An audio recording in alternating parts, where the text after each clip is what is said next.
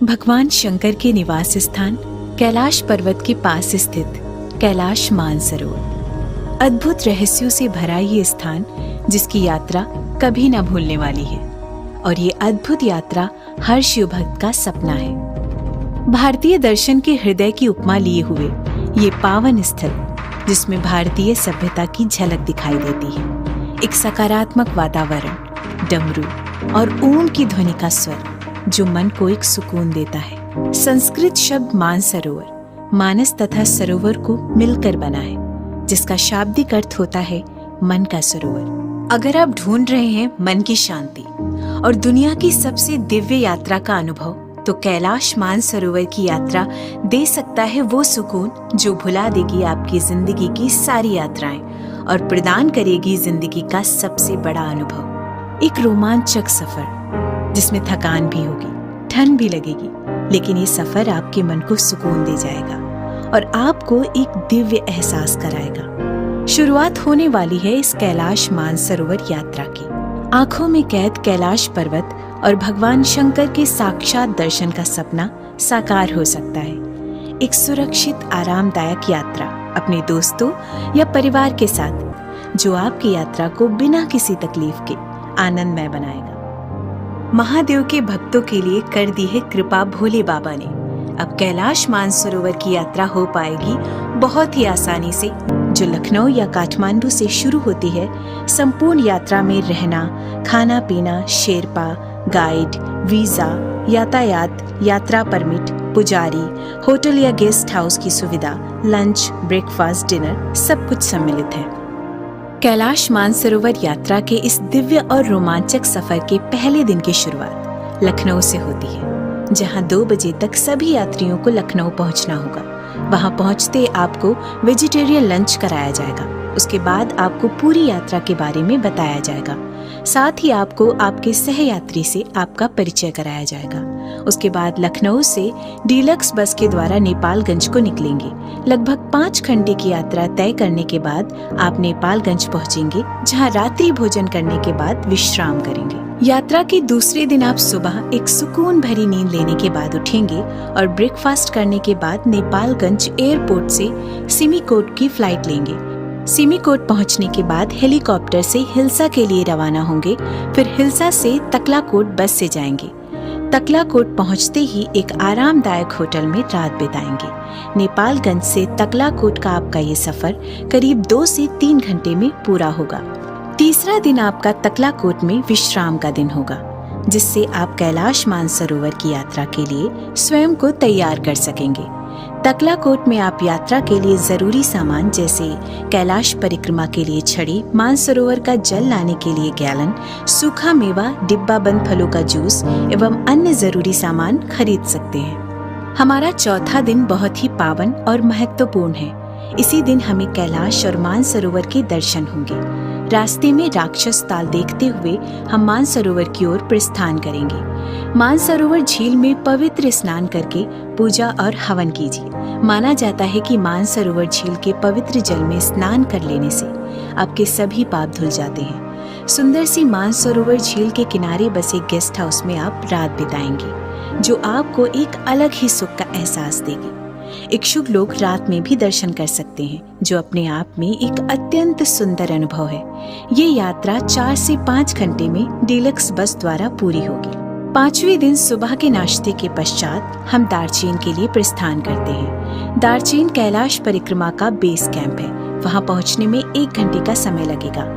यहाँ से हम यमद्वार के लिए प्रस्थान करते हैं, जहाँ पहुँचने में 30 मिनट का समय लगेगा।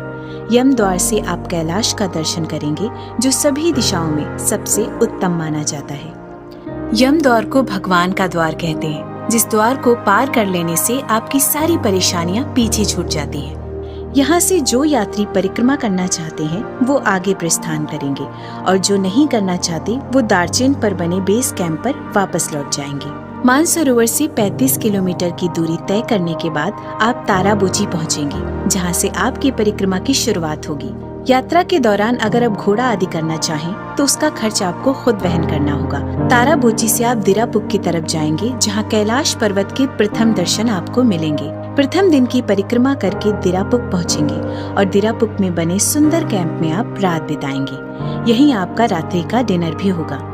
परिक्रमा के दौरान घोड़ा, याक, गाइड आदि करने के लिए आपको एक दिन पहले बुक करना होगा, जो खर्च चाइनीज गाइड को दे दिया जाएगा। छठवें दिन सुबह के नाश्ते के बाद दूसरे दिन की कैलाश परिक्रमा शुरू कर देंगे। दूसरे दिन शुरू के 6 किलोमीटर संपूर्ण परिक्रमा के सबसे कठिन भाग हैं। ये 6 किलोमीटर थोड़ी खड़ी चढ़ाई वाले हैं और इनको पूरा करने के बाद हम ड्रोलमाला दर्रे पर पहुंचते हैं, जहां से गौरी कुंड के दर्शन होते हैं। माना जाता है कि इसी गौरी कुंड में मां पार्वती स्नान करती हैं। अगर यहाँ का पानी पिएं तो सारी नकारात्मक ऊर्जा दूर हो जाती है, साथ ही रोग भी दूर हो जाते हैं। बचे 16 किलोमीटर लगभग समतल या ढलान वाले हैं। पूरे 22 किलोमीटर की परिक्रमा के पश्चात हम जुथुलफुक पहुंचते हैं, जहां रात्रि भोजन के बाद विश्राम करते हैं। 7वें दिन हम परिक्रमा का तीसरा हिस्सा पूरा करते हैं, जो 8 किलोमीटर का है और जिसे पूरा करने में 2 घंटे लगेंगे। आमतौर पर ये सुबह 9 से 10 बजे तक पूरी हो जाती है। हम जुथुलफुक के मंदिरों के दर्शन करते हुए और प्रकृति का आनंद लेते हुए वापस अपने बेस कैंप दारचेन पहुंचेंगे, जहां आप अपने उन साथियों से मिलेंगे जो परिक्रमा पर नहीं गए थे। फिर आप रात्रि में विश्राम करेंगे। 8वें दिन सुबह अपने सहयात्रियों के साथ बाकी बची मानसरोवर झील की परिक्रमा पूरी करेंगे। आप चाहे तो झील से भगवान शंकर के इस पवित्र जल को अपने साथ ले जा सकते हैं। उसके बाद वहां से तकलाकोट पहुंचकर होटल में आराम करेंगे। इस तरह आपकी पवित्र कैलाश मानसरोवर यात्रा पूर्ण हो। तकलाकोट में नाश्ते के बाद आप चाइना नेपाल बॉर्डर जाएंगे, जहां इमिग्रेशन फॉर्मेलिटीज पूरी करने के बाद हिल्सा की ओर जाएंगे। हिल्सा से 25 मिनट की हेलीकॉप्टर यात्रा के बाद सिमीकोट, फिर सिमीकोट से फ्लाइट द्वारा नेपालगंज, फिर बस के द्वारा नेपालगंज से लखनऊ पहुंचते हैं। वहां भगवान भोलेनाथ के आशीर्वाद के साथ एक दूसरे से विदा लेते हैं। इस तरह से 9 दिनों की हमारी कैलाश मानसरोवर यात्रा पूरी होती है।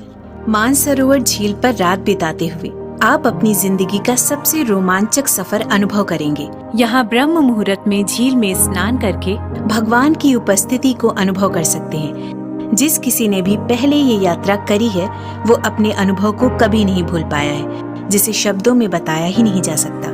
तो इंतजार मत कीजिए, भगवान शिव के द्वार से आपके लिए निमंत्रण आ चुका है। तो वक्त आ गया है इस निमंत्रण को स्वीकार करने का और शिव जी के द्वार जाने का, अपनी जिंदगी को नई दिशा देने का। ये यात्रा सकारात्मक ऊर्जा के साथ सोचने का तरीका और आपके जीवन को बदल सकती है। पाप धुल जाते हैं और जीवन को जीने का एक नया दृष्टिकोण मिलता है। माना जाता है कि बहुत सच्चे भक्त और खुशनसीब लोग ही हैं जो इस पावन यात्रा को खत्म कर पाते हैं। हमारा ये प्रयास रहेगा कि एक सुखद और आनंदमय यात्रा हम आपको करा सके। आपकी श्रद्धा हमारा प्रयास।